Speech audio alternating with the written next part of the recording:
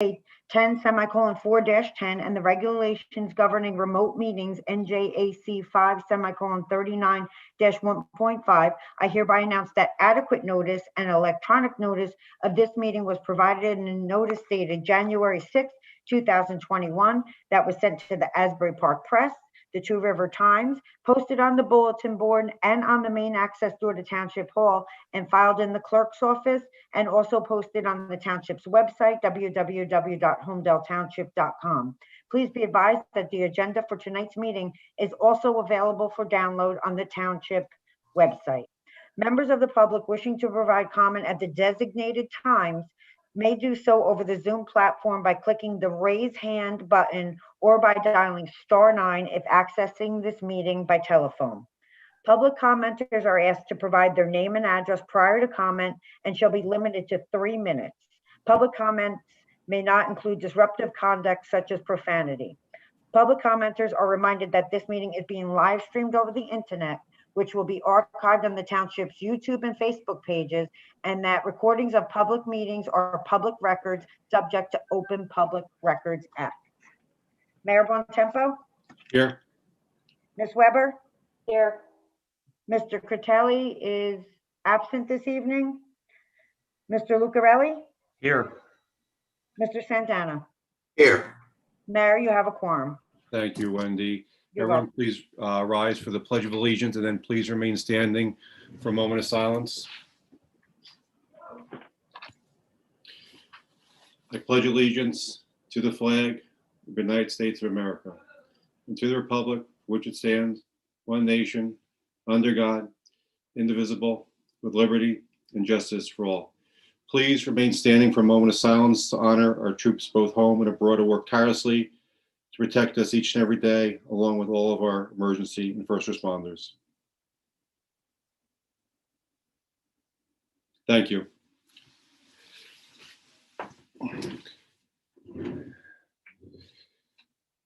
Good evening, everybody. Sorry about the delay. Our executive session went a little over.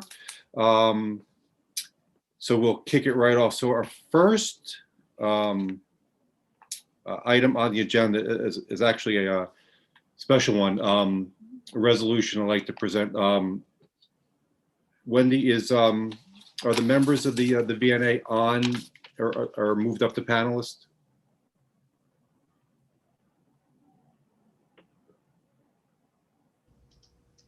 I don't see that they're on here. I believe is Jenna Vaccaro. Hi, good evening. Hi, how are you? I'm well, thank you. I think Good, thank Christopher Wynn was going to join as well. It's Christopher. Can you find him, Wendy? I thought he was, but I'm not. I don't see him on, so maybe Yeah, he had to run. I don't Because- see him either. Okay, no problem. He may had to have hopped off for something for his son. I'm not sure. Okay. So for those online, so the reason why I'm doing this is months ago when the town was working very hard to try to help our seniors and our residents with functional disabilities. The VNA, the Visiting Nurse Association, who started a vaccination site inside Bell Works, stepped up and said that they would partner with us. So the team from the VNA has done an amazing job in working with our administration, with Sharon's staff, and Brian and Allison, and has done an amazing job in getting our eligible residents in the program, getting them vaccinated, and we've got nothing but positive feedback. So I wanted to officially recognize the VNA. So I have a proclamation I'd like to Jenna read into the record. Proclamation recognizing the partnership between Holmdel Township and the Visiting Nurse Association. Whereas the Visiting Nurse Association, VNA, the Community Health Centers of Central Jersey first opened a COVID-19 vaccination site at Bell Works in January of 2021. Whereas the VNA established a partnership with Holmdel Township Committee to provide vaccine access to Holmdel senior residents and residents with functional disabilities. And whereas the VNA has administered over 21,000 500 COVID-19 vaccines at Bellworks, and whereas the vaccination program at Bellworks gave particular attention to special needs adults, children with autism, Memorial Sloan Kettering cancer patients, teachers who reside or work in Monmouth County, and military veterans, and whereas VNA team members, Christopher Rinn, CEO, Jennifer Kolarski, Chairman of the Board of Trustees, Sharon Cahill, Project Manager of the vaccination effort, Samantha Purnett, Lead Practice Manager, and Jessica Perez, Manager of Vaccine Scheduling, are to be singled out and specially recognized for their work to make the Bellworks vaccine site successful, and whereas special recognition is also due to the community partners who made the program possible, including Ralph Zucker and Pat Garofalo of Somerset Development, the New Jersey EMS Task Force, Autism New Jersey under the leadership of Suzanne Buchanan, and Senator Declan O'Scanlan and Assemblywoman Serena DeMasso and their staffs. Now, therefore, on behalf of the Holmdel Township Committee, I, Gregory Bontempo, Mayor of Holmdel Township, do hereby proclaim Tuesday, May 25th, 2021 as Visiting Nurse Association and Community Health Centers Day in the Township of Holmdel, and do hereby recognize the Visiting Nurse Association for the efforts to increase access to the COVID-19 vaccine in the Holmdel area. Proclaim this 25th day of May, 2021. Jenna, I really want to, I can't thank you enough on behalf of the hundreds and hundreds of residents that we've put through the program. I mean, your staff has been nothing but super professional and has done an amazing job. And the feedback that I think Sharon and her staff have gotten from residents who've gone through is nothing but exemplary. And I told Christopher, I can't thank you guys enough, because if it wasn't for you, we wouldn't have been able to do anything like this. We had people who were very scared, didn't know what was happening. And as we're moving through, I think they feel better, and they knew that, they had a great partner in your organization, which you manage on a daily basis. I want to thank you. Well, thank you so much for those incredibly kind words. And really, Christopher Rinn and his team, they've done, heroic things this past year. And it's such a scary and uncertain time for folks. And the VNA, CJ Community Health Centers, they've really stepped up and, stayed true to their mission, and are providing care for those who are, most vulnerable, have trouble accessing the care. And it's just a privilege to serve as their board chair. And Mayor, I thank you so much for all those words. I thank you all very much for taking the time to recognize the health center this evening. And, I look to a bright future. And, we're just so grateful for everyone's partnership and the communities that we serve. So a big thank you from the bottom of our hearts on behalf of myself and the board of trustees. And I know Christopher echoes the same sentiments, especially his leadership team, who are working around the clock to still, get through these challenging times. So I appreciate it greatly, and thank you. Thank you, Jen. I could tell you story after story and probably go on all night with taking care of special cases that we had where we had trouble getting people in and they needed special requirements and extra hours, and your staff has done really an amazing job for people in our community who I can't thank you enough on their behalf. Thank you. Yep, they're wonderful people. It's a very, whoever thought we would be in this position, right? So I'm so happy that we were able to work together, and just thank you. We're very grateful. Thank you for coming on. Congratulations. Thank you. Thank you.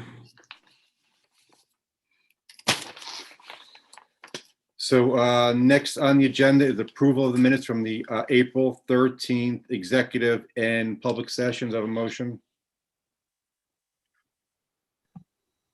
Motion. Move. Second. Roll call, please. Mr. Lucarelli? Yes. Mr. Santana? Yes. Ms. Weber? yes, Mayor Bontempo? Yes, The minutes have been successfully approved. Thank you. thank you. Next is any public comment on agenda items on tonight's agenda only. Any public comment on agenda items on tonight's agenda? Carrie? The first public comment is Jay Yanella. Good evening, Jay Yanello, 18 Ladwood Drive. With regard to the public safety item, PNC in particular, Having been to PNC during some concerts, actually going to Jonas Brothers in October with my daughters. I'm really taken aback by what Governor Murphy has done with underage drinking. I'm glad to see you pointing this out. I'm curious, you wrote specifically the mayor and the township are authorized to take any and all steps to advocate for this situation or to mitigate this situation where basically underage drinkers are allowed to get is it a written warning or some nonsense like this? So what can we practically do as a town to mitigate what can be likely a fairly rowdy crowd this summer as everyone's getting out? Are you done? I can comment when you're done, Jay. I'm done. Okay. So the concern from law enforcement right now is their lack of ability to have really do any enforcement based on the the legislation that the governor passed, and it's concerning because we've already had incidents of underage drinking in Holmdel Township, and we are expecting, even with the law, we had significant underage drinking issues at PNC, which spill into Holmdel and spill into Bayshore Hospital, which is in Holmdel, which affects our EMS and also affects our police. So, loosening the law is basically what the governor did is going to cause issues up into a point where people, underage individuals, can be injured or potentially die based on the drinking. There is a lot of concern that law enforcement outside of Holmdel have come and literally spoken to me about the concerns they have about what could happen this summer PNC, and that Jonas Brothers concert was kind of precipitated this because you could have up to 20,000 kids at that concert, in October, and it's going to be very difficult to control not only underage drinking, but there could be potentially marijuana, as marijuana is now legal in the state, also going on now, and the police have no control over this. And I think the governor did grave injustice for the state by allowing this to happen. And I hope that this echoes into his office, and he realized that towns like Holmdel are very concerned about the impact, as are law enforcement people. But thank you for your comment. Carrie? There are no other hands up at this time, Mayor. Okay, with that, I'll close public comment. I have a motion for consent agenda resolutions 2021-138 to 2021-153. Move. Second. Roll call, please. Mr. Lucarelli? Yes. Mr. Santana? Yes. Ms. Weber? Yes. Mayor Bontempo? Yes. So resolutions 2021-138 to 2021-153 have all been successfully approved. Thank you. Perfect. Thank you, Wendy. We'll go right to departments. I'll go with the CFO tonight. Bill, any updates? Nothing. I'm sorry, I have nothing specific tonight, Mayor. Okay, thank you. Administrator, anything from you? I have nothing specific, but as always, I'm happy to answer any questions that you may have. Okay, thank you. Counselor, any updates from you? Good evening, Mayor and members of the committee. I don't have any update. I do want to offer one clarification in response to the public question on the PNC resolution, just to the extent that the commenter asked about what the town's doing to advocate. I just want to note that, as we wrote in the preamble of the resolution, state law preempts the municipality from acting in the area of underage drinking since it's a state offense. So that really prevents the town from considering any ordinances or taking any formal action to try and address this issue. And so when we say advocate, it's really to, create public attention to the issue and encourage the legislature to revise the legislation, because otherwise we're powerless right now to address this area. Thank you. Thank you, Counselor.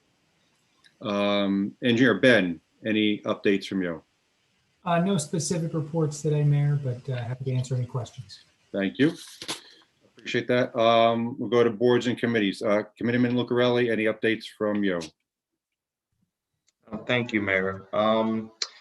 The one thing I would like to recognize tonight is last week was National Public Works Week, and I'd like to take this moment for myself and the committee to recognize the Public Works Department for the hard work that they do, keeping our town running smoothly and keeping everything looking beautiful. Whether it's when we have bad storms, they're out in the middle of the night clearing debris. And even when even on weekends, they help run our events, whether it's large item drop off, paper shredding events, and even this weekend I know that next weekend actually there's a tire recycling or shredding event that they're running. So they do a lot. They do a lot of things that the public sees, and there's a lot that they do behind the scenes that the public doesn't see. And I would just like to take this opportunity to recognize the men and women that work in our Public Works Department, and what a great job that they do. And I also would like to take an opportunity, and I actually wanted to bring this up in executive, but we had an action-packed executive session tonight, so it ran a little late. And I just wanted to see what I know that a lot of the regulations and a lot of the guidelines are loosening up in the state.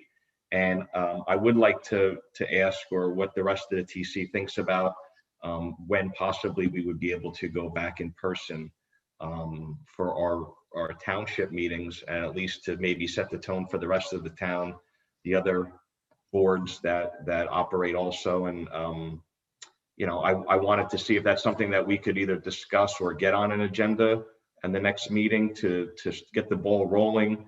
Not to say that we would do it immediately, but I would like to maybe start the discussion on maybe when we can get back in a safe manner. I know that Mike has mentioned in the past that there was some legal issues when it comes to the public, and how many people we would be allowed to have there, et cetera. But I do think the time is right around the corner, and maybe we should start discussing that in the near future. That's all I have for you. Thank you.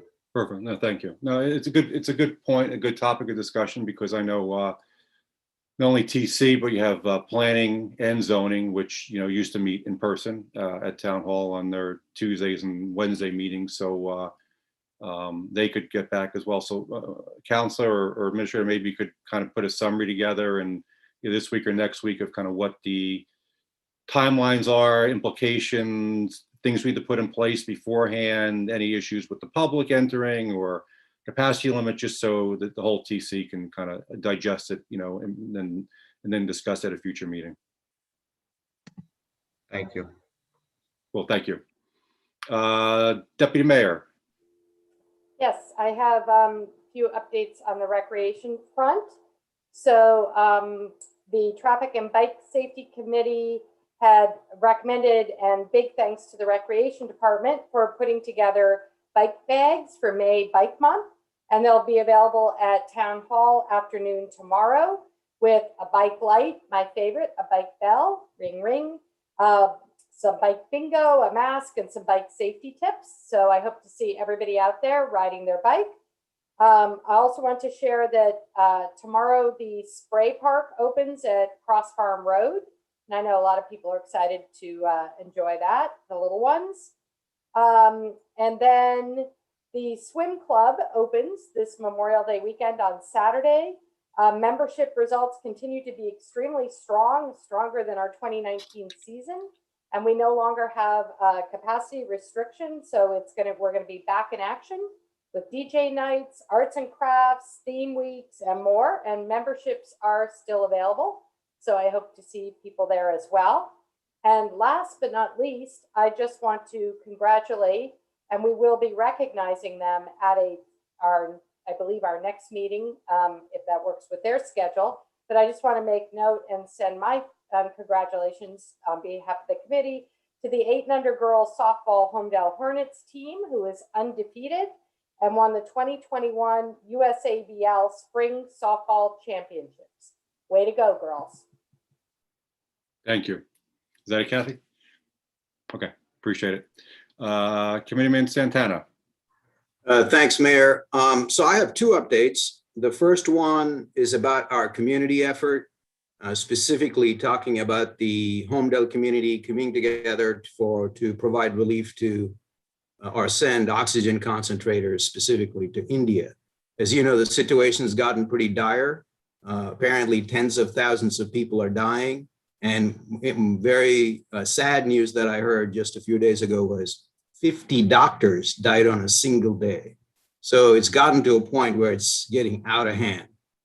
So thanks to the Indian Holmdel Association with support from the Chinese Holmdel Association, they've created a fundraiser. They've started to contribute. I would strongly urge other residents who are willing and interested to please donate generously. This goes to buying simply oxygen concentrators. They've located a seller who can provide 200 of these units. However, each unit costs $1,000, so it's pretty steep. So whatever we could get our hands on, however much we can raise, we need to raise and ship them off to India. So it'd be great if you can help donate and make this a successful community effort. So that's one item. The second item I had was about our Holmdel finances. I know there's been a lot of talk about what to do with our pilot money and whether we should share it with the BOE. These are all great intentions, but I would rather share the finance situation with you all to see where we are today. So Sharon, I'd like to be the presenter, if you don't mind. I think you can just share your screen. All right, let's see. Oh, wait. Yeah, I got it. Okay. Okay, I don't know if you all can see this. So what I did was I wanted to share with you what we earned in 2020 and what we charged or expensed in 2020. I'd like to first describe what you're seeing, the chart you're seeing. This is called a waterfall chart. It goes from left to right. On the left-hand side, the blocks in blue are all revenue categories, so they add up. And then the red blocks are all expense categories, which basically reduce the revenues down to zero. So if you don't mind, I'd like to walk you through, let me just make this full screen. Yep, there you go. So I'd like to walk you through these categories and show you where you are. I think it's good for all of us to spend a few minutes on this and learn. The first item on the revenue side is our reserves, which is at $3.5 million. It's right here. I don't know if you can see my cursor, but I'm pointing to the first block, first blue block, which is our reserves at $3.5 million. The second block, which is additional to the reserves, would be our pilot revenue. We earned $4.5 million. Now you see this comment that I put next to the pilot revenue. That $4.5 million is not guaranteed. What do I mean by that? While we collected $4.5 million, it was based on a 2019 audit of the 2019 audit. And if the 2020 audit showed a lower amount, we have to reimburse them. So while we collected $4.5 million and we'd like to keep all of the money, we still have a potential situation where we have to give money back. So that's important to know. The next item is the 5.3, where it says other revenues. These are permits and fees primarily. And then the last item is our tax revenue, standing at $13 million. So these are our revenue categories. And that adds up to roughly about $26 million. On the expense side, remember these reserves, we have to maintain these reserves. And it's important to note, if you can see my right-hand side, I've shown you, I've written a comment that says we need a healthy reserve to maintain a AAA rating. And it's important to understand that, because if we were to not maintain a AAA rating, then it could impact our debt costs, which means it'll eventually impact our property tax rates. So it's important to understand, to maintain a AAA rating, bond investors will look at the reserves you have in your budget. So obviously keeping that at 3.5 million is an important number. The next one that I have is the reserves for uncollected taxes, which is a small amount, but it's still a fairly sizable amount, which is at $1.4 million. The third item that I have is the debt service cost. So that our current debt service cost is at $3.5 or $3.3 million. It went up by roughly about $1 million plus from last year, and for this important reason. Now, I learned about this at the Finance Committee meeting when Bill explained that we have a total of $33 million in short-term debt. Now, let me repeat that. $33 million, a staggering amount in short-term debt. Now, one thing you need to know about short-term debt is that you end up only paying the interest and not the principal. So it's essentially kicking the can down the road, because eventually you've got to convert short-term debt to permanent debt, which means you'll end up paying the principal. So that's exactly what happened this year. So Bill rightfully decided, with the committee, decided to move 20 million of the short-term debt to permanent financing, which escalated our debt service cost and brought it to $3.3 million. We still have about $13 million in short-term debt out there that we couldn't convert to permanent because we don't have the money for it. So let me keep going and I'll show you where. The next expense item are salaries and wages that account for $10 million. The next item is contingent expenses for 5.6. This item includes insurance premiums, fire hydrant services, snow, salt, and all the supplies required for all our departments. So all those expenses are sitting in this bucket. The next item would be the pension costs that stand at $2.7 million. The last item is what's called non-caps expenses. Correct me if I'm wrong, Sharon. These are shared service agreement, our body armor, and then our annual amount that we give our first aid, et cetera. All that will sit in this bucket. So what it shows you is that while we accounted for the $4.5 million in pilot, even though that's not guaranteed, we've expensed all of the revenues that we've earned so far in all these categories. Now, if we look at that $13 million in debt, that's still is short-term debt that we have to convert at some point. That would add roughly about a $1+ million to our budget, because that will add it to our debt service cost. Any future revenues, meaning if this pilot were to go up, let's assume we got 4.5 this year and next year we get 5.5, that money is already spoken for. I just want you all to think about this, pause and think about this for a minute.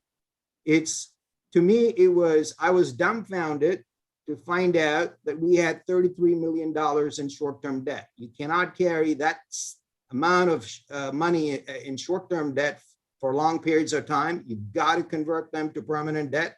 Otherwise, you're simply kicking the can down the road. So the summary of this slide is, I've explained to you all the revenue categories, the expense categories, to show you that whatever money we've earned, we've already charged. There's nothing left if we want to maintain a healthy reserve and, of course, pay for all our debt service costs. And in addition, I also want to point out any incremental revenue that we may get will be going towards this $1+ million if we were to convert it from short-term to long-term debt. So I just want to stop there and show you why it's important to understand this slide. And if you are out there, if you have voiced your opinion in terms of sharing money that the township has for other purposes, I think it'd be better to take a pause and take a look at this and understand that we are not in such a great shape to be sharing with anybody. Even though I applaud you for your good intentions, it's better not to make these statements, at least going forward, because we don't have the money to spend. Thank you. So Committeeman, this is through 2020. So any debt we incur in 2021 for the project we're taking on would be added to that, correct? Incremental, yes. Okay, got it. Thank you. So that's why I propose any debt we take on is self-funded. Yep. So, or at least close to it. Yep. Gotcha. Thank you. Anything else? Yeah, could I just say something? Prakash, the first part of your comment tonight, do you know where, could you tell the public where they can donate to? Oh, sorry. Yes, thank you. Thank you, DJ. I apologize. I did not mention that. So if you go, it's a GoFundMe campaign. And if you search in the GoFundMe campaign, Holmdel India Relief. Pretty straightforward. Holmdel India Relief. You'll see that campaign. Also, the Patch reporter, Nicole, wrote an article today in the Patch, and there's a link and a QR code. So you can simply scan the QR code with your phone and it'll take you to the GoFundMe campaign, or you can click the link and it'll take you to the GoFundMe campaign. So thank you, DJ. It's very important. I missed that. Cool. Anything else, Committeeman? Nope, that's Thank it. you. Thank you. Appreciate it. So a couple quick things for this evening. First is for Monday, the township has two upcoming events. On Monday, May 31st at 9 a.m. at Bayonet Farm, we have the ribbon cutting for Alex's Paw Park dedication. Everybody is welcome. Be outdoors. You can bring your dogs. That'll take place at 9 a.m. at Bayonet Farms. Following that event, we'll move to our Memorial Day ceremony at 11 a.m. right outside Town Hall. So again, everybody is welcome to attend ceremony outside Town Hall. Last year's ceremony, we had to make a video because of the restrictions. This year, we are running it back in-person event outside at Town Hall on Monday. The other event, which ran today, is probably just about ending, with the teen vaccination event. I want to thank the staff at Town Hall, Sean, Brian, Allison, Bob, Ward, Allison in Recreation, our first aid who were on-site EMTs going out there, the team from Bayshore Medical Center, Tony Perry, who's PR for the mayor of Middletown, was out with us this afternoon on site. We had a really good turnout. Great event, great feedback from the residents who participated in it.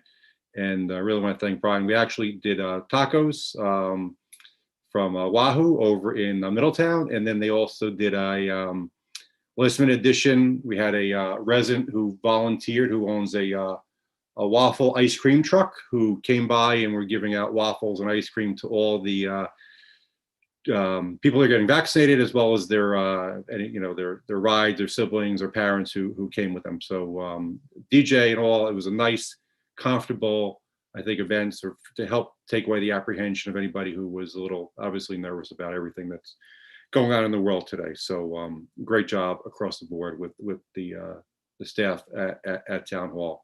Just as a side note, I was just given a bulletin that there's a house fire going on in Union Beach right now, and Holmdel Fire Department is on site with mutual aid in Union Beach as we speak right now, helping them with a structure fire in town. Are they using our new truck? They didn't give me an update, but they said the guys are all out there and gals right now in Union Beach. So you know, we have a great relationship with them, and they're always helping us. So helping out our neighbors is a good thing. So that's all I have. If anybody else from TC doesn't have anything. Mayor, I forgot to ask Sharon one last question. When will we know about the pilot revenues with the audit? When will we know if we have to pay back money or if we don't, or if we're getting all of that? So I have to look into it. I was asking about that today, and I think there might have been extension that might have been granted by the state or the federal government. So I don't believe it's actually due until July 31st now because of the pandemic. Hopefully we'll have a better idea of that sooner, but we need to get the audited financials from Bell Works. And like I said, I just learned today about a potential extension that they might have. And I've got to do some more digging for what that is. But I do believe we might get an indication sooner than that. Thank you. Thank you. Carrie, let's roll to public comment. Public comment will be similar to format. If you're new to this, please state your name and address, and you have 3 minutes for any question, comments, etc. There are, oh, hold on. The first public comment is Michael Baradino. Hi, I'm Mike Bardino, 53 Hawthorne Avenue. I'm a lacrosse coach and I was a football coach for a number of years. So I see firsthand the need for the turf field. And my question is, what's the plan right now going forward for the field? Is there anything new? Like, what's the plan? Mike, state all your questions or comments, and then we'll get them answered when you're done. I really just wanted to know what's going on so far, like if there's possible locations, like any other hurdles, just to get it out there to see what we're looking at, and then maybe we could see, come up with some remedies. What if we knew what the problems were? And that's it. Sorry. Cool. Thanks. So I'll kind of kick it off, and then I'll see if the deputy mayor who's kind of running rec wants to say anything. But the rec advisory committee, which has representatives from all the different user groups, is involved. And I know that it's being chaired or liaison by our deputy mayor, who is looking at different aspects right now of what we need to help support, augment our sports community. And turf field, I know, is a topic of discussion that they're looking at. I think she and the director of recreation are gathering information to see how many teams there are, who needs what type of access to what type of field, when their season starts and ends, and how many participants they have, et cetera, et cetera. So Kat, I don't know if you want to jump in and just add any or augment what I said regarding what you guys are embarking on. Yeah, that's more or less it, but the key is I don't chair that committee. It is a recreation committee. I'm just the liaison, and the committee stated at their last meeting, which I reported at our last meeting, that they want to review all the past proposals. They want all the information on field usage, as well as all the needs. And we are still waiting to get that information. We need information from the Board of Ed. We need information from all the user groups. And at our next meeting, if we have all the information, we'll start reviewing it and looking at options. Again, we need to look at a long-term solution. We also need to look at cost-effective solution. And we also need to look at the needs of all the residents of Holmdel in terms of all areas of recreation. And that's what we're going to be doing, a comprehensive analysis and recommendation. Cool, thank you. Carrie. The next public comment is Jay Anello. Jay Yanello, 18 Ladwood Drive. Prakash, I just want to compliment you on that waterfall presentation. As you guys know, I've been on the street and working with companies and pitch books and decks for 25 years. And not only did you create a very effective waterfall presentation, which is, as far as I know, unheard of in the history of this township as far as discussing it in the public arena, but you articulated it and walked through it very clearly. So thank you. I don't want to get in the middle of the back and forth about who should pay for what or this or that or what should be refunded or not refunded. But I am taken aback if there is some give back to Bell Works. And if we are, I lost track, honestly, if we're raising debt this year. And we do need to convert, as you said, some of the other floating debt to fixed debt. Can't we theoretically see ourselves in 6 to 9 months with a upside down fairly meaningfully by millions and millions of dollars that we're going to have to figure out what to do with. Is that a possibility? To me, it is. But regardless, Prakash, I think this should be standard operating procedure. I would love to see this on the website for the township. I would love to see this in a township communication. So as I said many meetings ago, everyone can see firsthand what the finances are. And then all the passionate people that want this or don't want this or want that or do all these articles and all this can speak logically and clearly because they'll have all the data in front of them. Thank you. Thank you. Thanks, Jay. Happy to have this on the website for all residents to see. Thank you. Carrie? The next public comment is J&R Blumenthal. Hi, it's Ralph Blumenthal, 41 Stony Brook Road. I'd also like to thank Prakash for his presentation. I had 2 comments on it.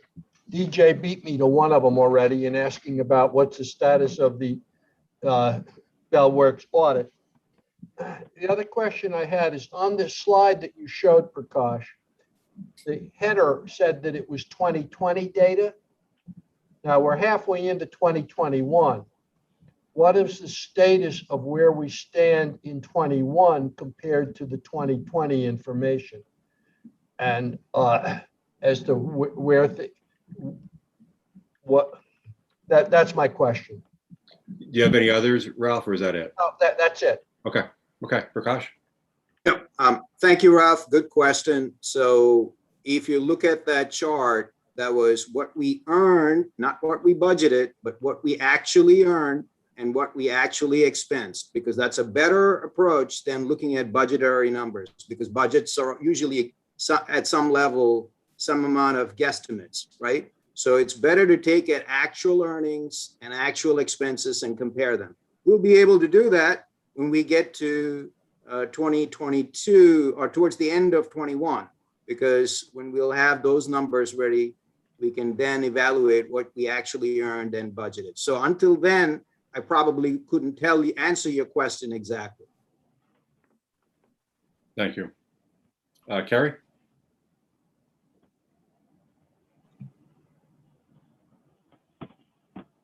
There are no other hands up at this time, Mayor. Okay. Thank you. None being seen, I will close public comment. Do I have a motion to adjourn? Move. Second?